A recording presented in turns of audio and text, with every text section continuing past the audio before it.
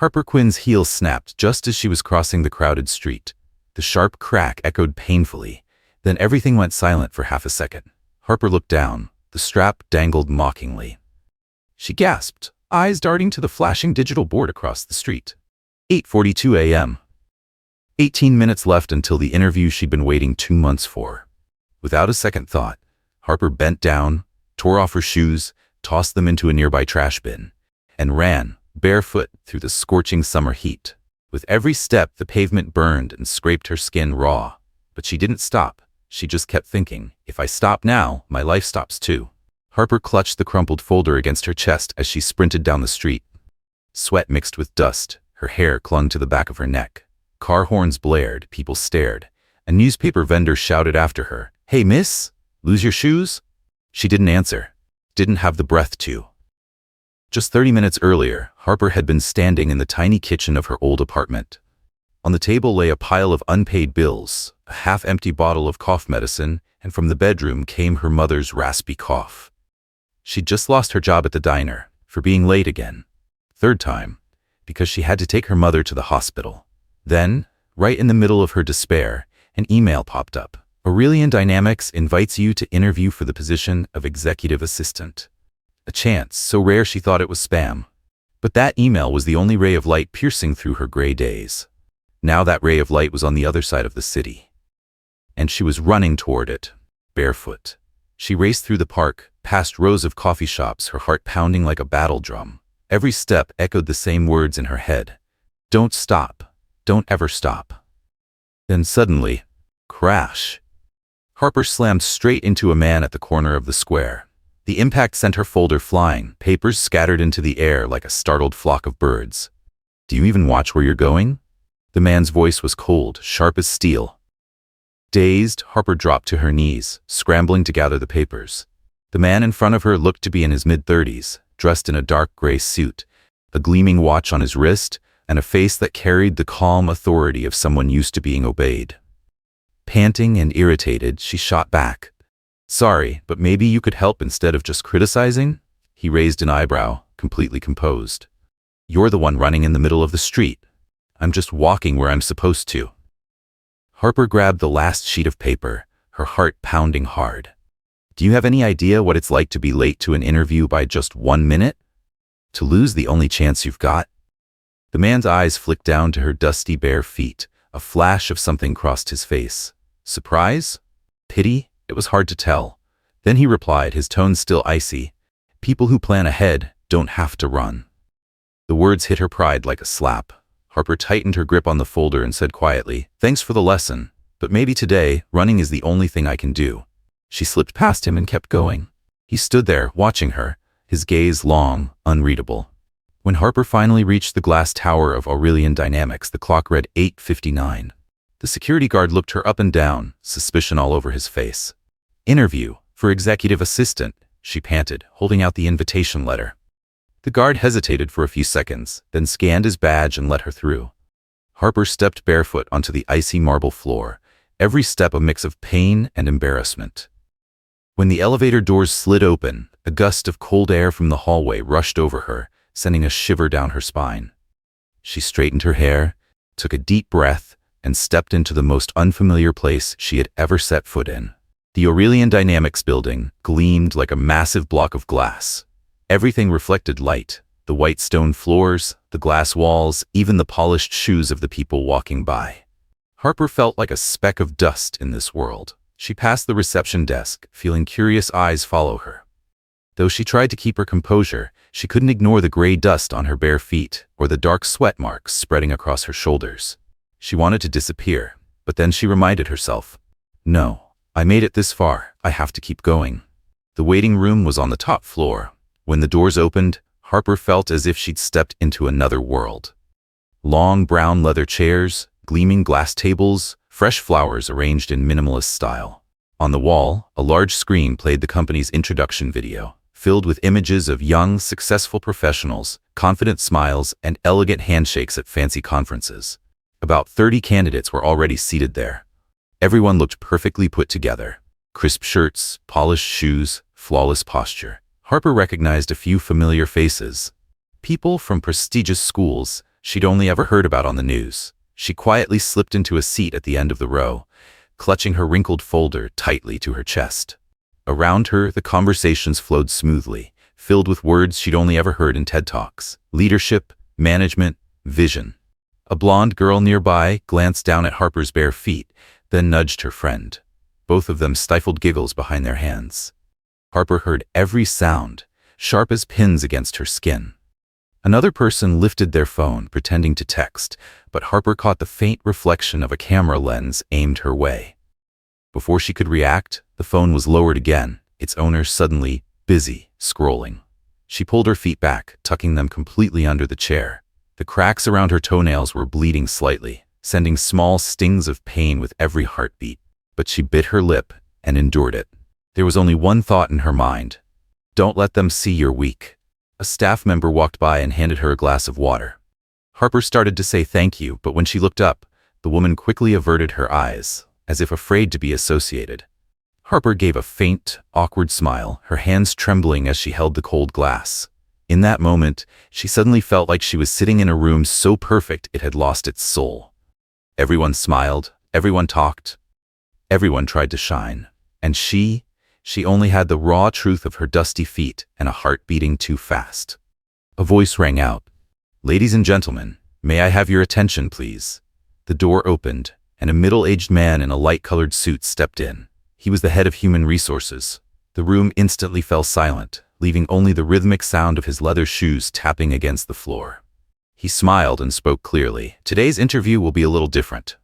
Instead of breaking into groups, each of you will meet directly with the main interviewer, the CEO of Aurelian Dynamics, Mr. Julian Cross." The room immediately buzzed with excitement. A few people lifted their heads, eyes gleaming. Others took deep breaths, straightened their ties, or checked their reflections on their phone screens. Harper, however, froze. Julian Cross. The name hit her like a hammer. The man from earlier, the one she'd crashed into on the street, the one who'd looked at her with that icy stare and thrown those cutting words. He was the CEO she was about to face. Her throat went dry. The air around her felt heavier, thicker. His image flashed in her mind. The silver watch, the sharp gaze, the calm, measured voice. A part of her wanted to stand up and walk out where things got worse. But her feet, they wouldn't move. Her heart was pounding so hard she could hear it. She took a deep breath and whispered softly, just enough for herself to hear, "If I walk away now, I'll be barefoot forever." The words felt like a quiet vow. Harper gripped her folder tighter, straightened her back, and steadied her gaze. The interview room door opened slightly, a wash of white light spilling out. Her name was about to be called. Harper stood up, adjusted her breathing, and tucked her aching, blistered feet beneath the hem of her wrinkled skirt. No one in that pristine room knew that the barefoot girl in the corner was about to step into the interview that would decide the rest of her life. Her name was called. She took a deep breath, trying to hide the fear clinging to her like a thick fog. The interview room door opened with a soft click. White light spilled out, carrying the faint scent of polished wood. She stepped inside, each heartbeat echoing loud and clear in her ears. The conference room was so spacious that she could hear the sound of her own footsteps against the floor. At the far end of the long walnut table sat Julian Cross, back straight, white shirt crisp, his hand casually turning a page in her file. Tall, composed, his eyes were cold and sharp, slicing through the air like a blade. When he finally looked up, his gaze met hers, not judgmental, but so piercing that Harper felt as though he could see straight through her. For a few seconds, no one spoke. The hum of the air conditioner was the only sound in the room. Harper bowed her head slightly, fingers tightening around the worn edges of her folder. Julian set his pen down, his voice low, calm, but carrying a quiet weight. "It seems you like to do things differently." Harper froze. His words hung in the air like a needle piercing her pride. She knew exactly where he was looking, at her bare feet. Heat rushed to her face, but she didn't bow her head. Instead, she looked him straight in the eye and replied slowly, "It's not that I wanted it this way. I just didn't have any other choice but to be here." The air in the room seemed to tighten. Julian leaned back in his chair, eyes never leaving her. He gestured for her to sit. Harper nodded slightly and sat down, trying to keep her posture straight, though the cold leather seeped through her thin blouse. Julian turned to the first page of her file. His voice was firm, almost detached. You don't have an MBA, no experience at major firms, never led a team. Why do you think you're qualified to be my assistant? Harper swallowed hard. A dozen polished answers flashed through her mind, but all of them sounded fake. So she said the only truth she had. I don't think I'm better than anyone here. But I learn fast. I've done every job no one else wanted, and every single time I survived. I think survival is a pretty useful skill. Julian raised an eyebrow. For the first time in the interview, his expression wasn't entirely cold. He jotted something down, then asked, if one day I lose my temper, slam the desk, yell, demand results immediately, what would you do? Harper pressed her lips together, then answered without hesitation, I'd let you finish yelling. Then I'd bring you a cup of coffee and ask what you need first. Julian tilted his head slightly, a flicker of amusement, or maybe curiosity glinting in his eyes. He folded his hands, his tone slower now. You're not afraid of me? Harper met his gaze. I am. But if I let fear control me, I wouldn't be sitting here. A brief silence settled between them.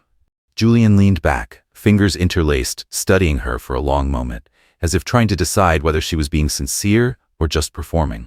Finally he spoke. What do you think makes you stand out? Why should I choose you over 30 others? People who are smarter, more educated, better dressed. Harper let out a faint, weary smile, part exhaustion, part irony. Maybe courage, because not everyone would dare walk in here barefoot and still keep their head high. This time, Julian didn't respond right away. His gaze softened, the sharpness fading into something quieter, almost reflective, as if her words had stirred an old memory. He drew in a slow breath, his voice dropping low. You know, Julian said quietly, I used to be like you, 19 years old. No shoes, no money, just one meeting that could change my whole life. Harper looked up, hardly believing what she'd just heard. His gaze drifted somewhere distant, and his voice, once steady and commanding, now carried a rough edge of memory. I walked almost 2 hours to meet the man who gave me my first job. My feet were blistered, my shirt covered in dust. But he didn't look at how I appeared. He looked at the fact that I didn't give up. Harper stayed silent. Something swelled in her chest, a mix of awe, warmth, and a strange humility in the face of his story. Julian looked back at her, his eyes softer now. I can't promise anything, he said quietly, but you remind me why I started. The air in the room seemed to shift, no longer tense but calm, almost reverent. The only sound was the steady ticking of the clock. Julian rose from his chair and gave a small nod, signaling the end. Harper stood as well, her hands damp with sweat, but inside her chest was a quiet, steady peace. She bowed her head in thanks and turned to leave. When the door closed behind her, the chill of the marble floor finally reached her feet, numbing them. Harper walked slowly down the hallway, her chest hollow with exhaustion. She had given everything she had, yet she couldn't believe she still stood a chance among all those flawless people. Down in the lobby, she stopped by the glass wall, gazing out at the skyline, where the tall buildings glowed under the amber light of dusk. It all felt distant, like she had just stepped out of someone else's dream. She was about to leave when a voice called from behind, Miss Quinn. Harper turned around. A man in a black suit, wearing a badge that read Assistant Director, was walking toward her. His expression was serious, but his eyes carried a hint of warmth. Mr. Cross asked you to stay a few more minutes, he said. He said, it's not over yet. Harper stood still, unsure what to feel, surprise, fear, or hope. All she knew was that her heart had started pounding again. And in her tired eyes, for the first time in years, a faint light flickered. Fragile, but brilliant. Harper sat motionless on the black leather chair in the 23rd floor waiting room, her mind still spinning from the interview the day before. When the assistant stepped out and invited her in, her heart felt like it was about to leap out of her chest. Julian Cross was standing by the window, his back to her. Morning light poured across his shoulders, tracing a faint golden line down the edge of his suit. He turned around, his voice deep and succinct. You're hired. Harper froze. For a moment, she thought she'd misheard. Julian caught the look of disbelief on her face. The corner of his mouth lifted, not quite a smile, more like a mix of challenge and acknowledgement. I want to see what someone brave enough to walk in here barefoot can do when they're given a chance. That sentence followed Harper through the entire night. On Monday morning, she stood in front of the gleaming glass tower of Aurelian Dynamics, holding a pair of cheap shoes she'd bought from a discount store. They still smelled like new plastic, squeezing her toes so tightly she had to stop a few times to adjust them. Around her, people strode into the building, radiating confidence and money. She had only the faint squeak of her bargain shoes with every step. Inside the elevator, Harper took a deep breath to steady herself. I made it in. Now I just have to survive.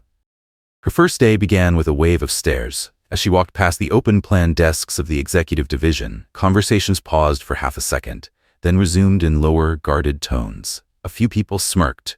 Others cast quick, curious glances before pretending to be busy. She caught a fragment of conversation drifting from a nearby group. Is that the Barefoot girl from the interview? Yeah, rumor is the CEO picked her out of pity or something. Pity, right. Must be nice to get a sympathy promotion. Harper pressed her lips together and kept walking, her cheap shoes rubbing her heels raw. Ava Sterling showed up mid-morning, the kind of woman everyone both respected and feared. Her wavy brown hair was flawless. Her red heels clicked across the floor like a declaration of power. She stopped by Harper's desk, her eyes skimming over the stack of files Harper was organizing. Welcome to hell, rookie, Ava said softly, her voice sweet but with thorns at the edges. Hope you type fast. Mr. Cross hates waiting. Harper smiled faintly in return. Thanks. I'll do my best to make sure no one has to wait long. From that moment on, Ava became a cold shadow at her back. Everything that landed on Harper's desk seemed either impossibly complicated or missing half the needed information. Once, Ava sent her to print the executive plan, but had accidentally sent the wrong file. When Julian asked about the mix-up, Ava just smiled and said smoothly, Harper's probably still getting used to the process. Harper gritted her teeth and endured it. She didn't argue, didn't defend herself. She just quietly redid everything after hours, staying late in the office where only the white glow of fluorescent lights reflected off the glass walls. Then came the big day. The quarterly strategy presentation, attended by the entire executive board, major clients, and shareholders. Ava was in charge of the content. Harper handled the technical setup. Everything seemed fine until the moment Julian entered the room. The projector screen went black. The system crashed. No backups, no access. No one knew what had happened. Ava's face drained of color. She stammered that the system must be having issues. The room buzzed with nervous whispers. Julian's eyes swept the room, sharp and icy, freezing the air around him. From the back of the room, Harper's heart raced. For a split second, her mind flashed back to those long nights at the cafe, fixing the old computers just so customers could pay before closing. Without thinking, she rushed forward, plugged her own laptop into the projector, and opened the backup copy she'd saved the night before, just in case something went wrong. The screen flickered back to life. The slides appeared, perfectly intact. The room fell silent for a beat. Then a collective sigh rippled through the crowd like a wave. Ava stood frozen. Julian turned toward Harper. His usually cold eyes softened slightly. He gave her a small nod. No words, no praise, but enough to warm something deep inside her chest. The meeting wrapped up smoothly. As everyone filed out, Harper packed up her things, her heart still light with relief and disbelief. When she returned to her desk, she noticed a folded piece of paper neatly placed on top. No name, no signature. She opened it. The words were written in careful, deliberate strokes of black ink, sharp, cold. You don't belong here. Harper stood still for a long moment, staring at the note as if it were a sentence being handed down.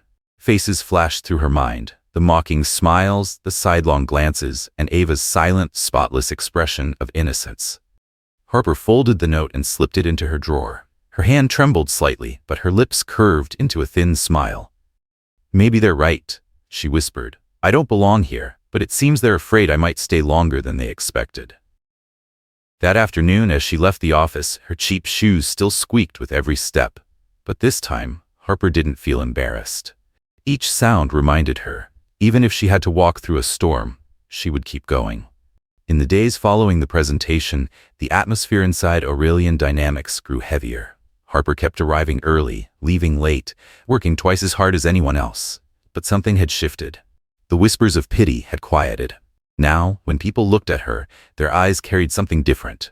Curiosity, maybe even caution. Ever since the day she saved that presentation, Harper's place in the company was no longer just the barefoot girl the CEO took pity on. Julian Cross had started to notice her more. Not in a personal way, but with a deliberate, focused attention. He began calling her into late meetings, asking for urgent reports, or inviting her to sit in on high-level strategy discussions. Harper realized Julian was the kind of man who never wasted words, yet every time his eyes met hers, there was something unspoken there, a quiet recognition, mixed with a weary sort of heaviness he never showed to anyone else. One night, Harper stayed late to finish a financial report. As she walked past Julian's office, she noticed the door slightly ajar, the lights still on. Inside, he was on the phone. His voice was low, urgent, nothing like his usual calm, controlled tone. "I know," Julian said quietly, "but if they discover that loss now, the stock will crash. I just need more time, a few more weeks." Harper stood frozen in the hallway. Every word he said seemed to slip through the glass and fall straight into her chest. She didn't catch it all, but it was enough to understand. Even the man everyone thought was untouchable was carrying a crushing weight of his own. She walked away quietly, careful not to make a sound. But as she reached the elevator, a strange warmth bloomed inside her. So it wasn't just her fighting to survive. A few days later, during a small meeting, Julian shared a fragment of his life story, almost by accident. He said that when he was 12, he lost both his parents in a car accident. He grew up on scholarships and the money he earned selling newspapers, slept in train stations, once got fired for stealing a loaf of bread, something he never actually took. Harper sat in silence, moved. She saw in him the same loneliness she'd lived with every day, the loneliness of someone forced to stand tall in a world that shows no mercy. When Julian stood up, he said quietly, "Success isn't victory. It's just not being defeated, for now." Those words echoed in Harper's mind for days, but not everyone was pleased with the closeness between them. Ava Sterling's attitude began to shift, noticeably. The whispers in the break room grew sharper, the stares longer, and soon, anonymous messages started circulating through the company's internal chat. "The new assistant seems awfully close to the boss, doesn't she?" One afternoon, Harper discovered something far worse. While reviewing documents for the upcoming board meeting, she noticed that one of the profit reports had been altered. The line showing the major debt Julian had been trying to keep under control was missing. And the person who had submitted the report was Ava. If the board found out, Julian would be the one accused of dishonesty, and it would destroy him. Harper wrestled with it all night. She knew that if she exposed Ava, the woman would make her life a living hell. But staying silent would mean betraying the only person who had ever believed in her. The next morning, Harper walked into a small conference room where Ava was alone. She laid the file on the table, her voice steady, her gaze calm. "You submitted the wrong data, and you know it." Ava let out a short, cold laugh, leaning casually against the table. Her eyes glittered with contempt. "Harper, who do you think you are? You really believe Mr. Cross would take your word over mine?"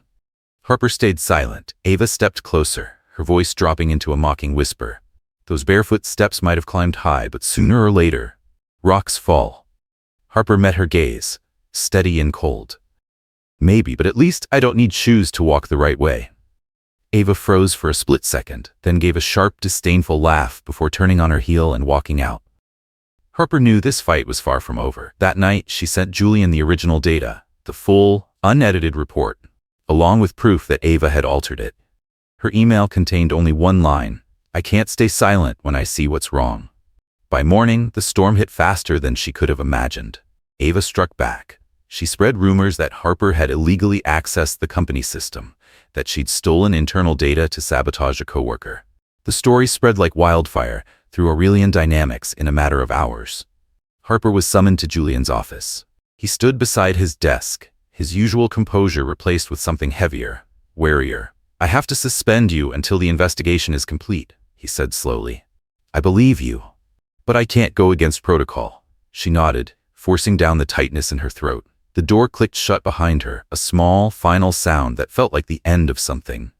Harper stepped outside. It was raining. Droplets streaked down the glass walls of the gleaming tower, blurring its perfection. She looked down at her cheap shoes, one torn at the edge, soaked through and icy cold. She took them off, held them in her hands, and walked barefoot along the wet pavement. Every step stung, but inside her, only one thought remained. If I have to walk barefoot again, I will, because this time, I know I'm right. 3 days after Harper's suspension, the atmosphere inside Aurelian Dynamics was tight as a drawn wire.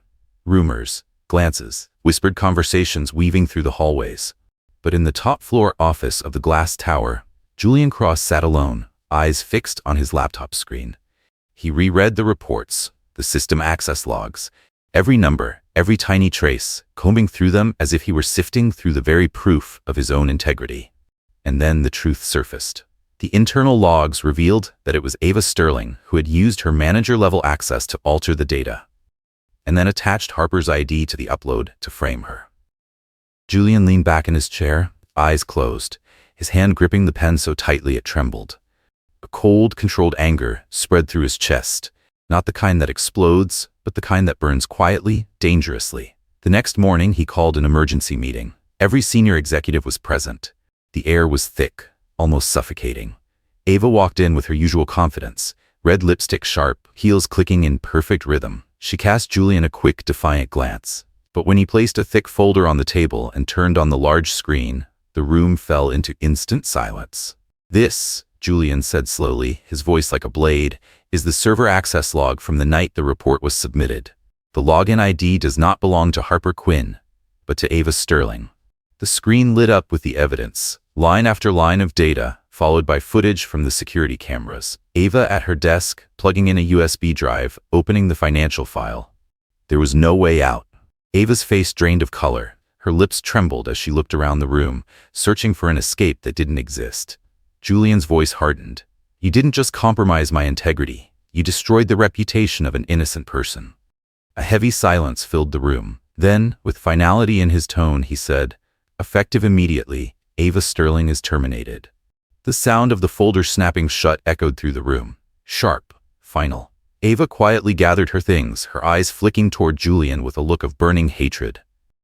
No one met her gaze. The door closed behind her, and the silence that followed felt like a scar left in the air. That afternoon, Julian left the building and drove through the city center. He didn't tell anyone where he was going. All he carried was a small cardboard box. When he stopped by the Riverside Park, he saw Harper sitting alone on a stone bench. Her bare feet rested on the damp grass, her hair tousled by the wind. Beside her lay her old shoes, torn beyond repair. Julian walked over and stopped a few steps away. Harper looked up, her eyes tired but still bright. She didn't speak, just gave a small nod. He set the box down beside her. Inside was a new pair of shoes, soft brown leather, neatly folded tissue still inside. "I figured you might need another pair," he said, his voice gentler than she'd ever heard it. Harper looked down, brushed her fingertips over the new shoes, then smiled softly. "Thank you, but I don't need new shoes," she said. "I just need a new chance." Julian held her gaze for a long moment before nodding. "You already have it," he said quietly. "And this time, you don't have to run." A breeze drifted in from the river, carrying the scent of wet grass and the distant hum of the city. Harper bent down and slipped the shoes on, not to escape, but as a promise of a new beginning. When Harper returned to the company, the lobby somehow felt brighter than usual. She walked past the same coworkers who had once whispered about her, smirked, and doubted her. No one spoke, but their eyes followed her, filled now with quiet respect. During the all-hands meeting, Julian stood on the stage beneath the golden Aurelian Dynamics logo. His eyes swept the room before landing on Harper, sitting in the front row, calm and steady, the same girl who had once walked in barefoot and unafraid. His voice carried through the hall, deep, deliberate, every word distinct. "When I chose Harper Quinn, many thought it was an emotional decision. But today, let me be clear. I didn't choose her out of pity. I chose her because she kept moving forward when everyone else stopped." The entire room fell silent, and then the applause began. It swelled, echoing against the glass walls, rising like a wave that filled every corner of the hall. Harper sat still, her eyes stinging, but a quiet smile curved on her lips. As the meeting ended, Julian passed by her and said softly, "Welcome back, Barefoot girl." Harper nodded gently. She stepped out of the building into the golden stretch of afternoon light. The new shoes on her feet gleamed, catching the sun like liquid honey. But after a moment, she paused, slipped them off, and let the cool marble steps touch her bare skin, a reminder of where she began, and how far those barefoot steps had carried her. She looked up at the sky and smiled softly, her voice barely above a whisper. "Sometimes, you have to lose your shoes to find your real path." And then she walked on, not rushing, not afraid, not running anymore. This time, the road beneath her feet didn't belong to anyone else. It was hers. Maybe everyone at some point in life has had their own barefoot moment. That fragile, awkward, almost unworthy instant when you feel like you don't belong where you dream to be. But sometimes that very moment becomes the beginning, the spark that helps you discover your true strength. Not everyone is born with beautiful shoes to walk in, but everyone can choose not to stop halfway. Harper was just an ordinary girl, yet she taught the world something extraordinary. Courage isn't the absence of fear. It's choosing to keep walking even when fear is right behind you. What about you? If it were you in this story, would you dare to walk barefoot toward your dream? Share your thoughts below. And if you'd like to hear more stories that touch the heart like this one, don't forget to hit subscribe so you won't miss the next emotional journey. Thank you all so much for watching.